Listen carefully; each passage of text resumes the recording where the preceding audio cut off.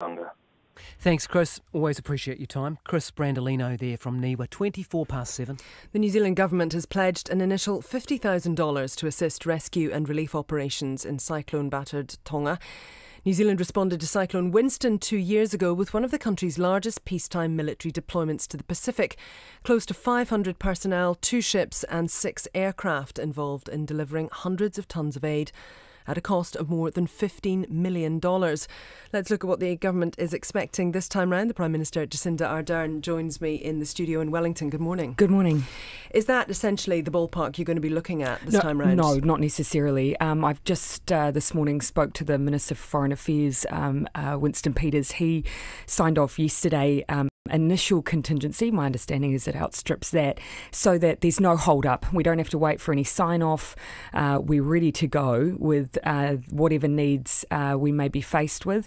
The Defence Force plane, I understand, is ready to go. We have at the ready the equipment required to make sure that we can provide, for instance, safe drinking water, shelter. So really it's just a matter of hearing from the Tongan government what their needs are, and we'll be ready to deploy. Okay, so essentially is it an open checkbook that has been given at this point? Oh no, what we've done though is make sure that we don't hold up emergency relief by having any bureaucracy in the way. So there's a contingency ready to go, and from there we'll see what the needs are once we have initial word. So is it simply the case of as soon as you can get that plane in, as soon as it can land safely on the runway in Tonga, yes, that's it? As soon as what we know what needs to be loaded, we've got it all ready. Every emergency response we can anticipate is at the ready. As soon as we know what's needed, as soon as we know that can be load can be accepted, we'll be off. Okay, if it's going to be difficult to get anything in by plane in the next few days, would you consider shifting that onto a ship? Yeah, we'll look at workarounds. You know, it's fair to say we see ourselves as having a huge responsibility here. New Zealand has in these situations in the past.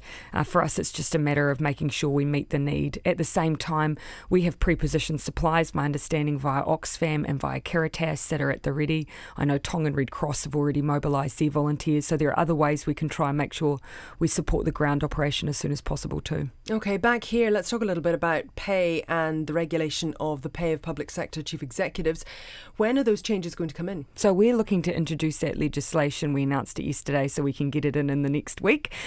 So moving quite quickly on that. It is a really straightforward piece of legislation actually, because all we're doing is bringing into line Crown entities alongside our expectations with other parts of the public service. So do you anticipate any chief executives taking pay cuts? It really is a forward look. What we saw, though, over the past year or so, and I was looking at some of our numbers a while ago, and this triggered this conversation by Cabinet, that we had a general pay increase at about 2%, except with the anomaly of Crown entities, which tended to be around the 4% mark.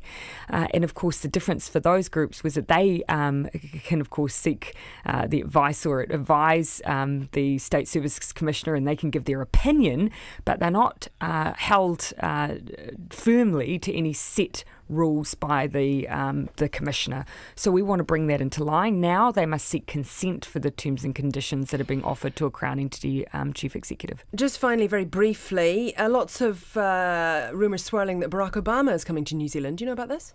Yeah, I've certainly heard those same rumours. Is he coming? Well, it certainly sounds like those conversations, which are separate to us, they're happening in the private sector, certainly sound far along. Last I heard, they were looking to finalise details. Look, if it is triggered, then obviously there's a role then for the New Zealand government of the day to play.